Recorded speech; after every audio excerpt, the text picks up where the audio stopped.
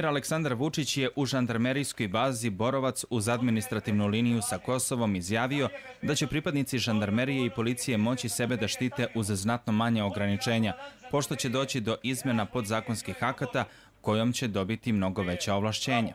Vučić je rekao da su pripadnika žandarmerije Stevana Sinđelića u četvrtak ubili albanski teroristi koji iz opštine Podujevo idu u krađu sa 10 automatskih pušaka, ali da im više neće padati na pamet da divljaju ovde i oko drugih baza.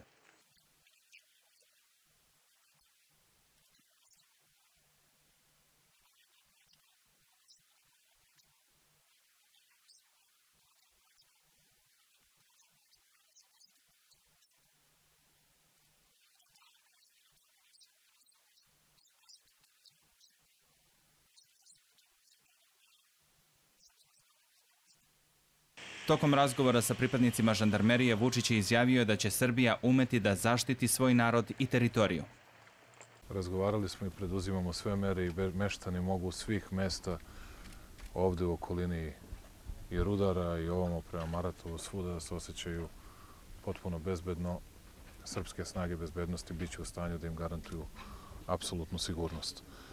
Dogovorili smo i pojačanje opreme za naše bezbednosne snage.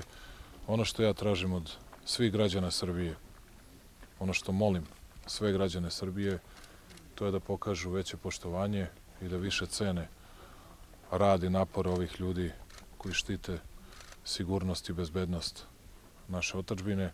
Na pitanje da li će Beograd insistirati da vojnici KFOR-a postupaju u skladu sa rezolucijom 1244 Saveta bezbednosti Ujedinjenih nacija, prema kojoj su zaduženi za sigurnost uz administrativnu liniju prema centralnoj Srbiji, Vučić je odgovorio da se nada da će saradnja sa međunarodnim snagama i EULEX-om ostati na zadovoljavajućem nivou. Pri povratku iz Borovca Vučića su usput sačekali meštani sela Rudare i preneli mu zabrinutost za svoju bezbednost.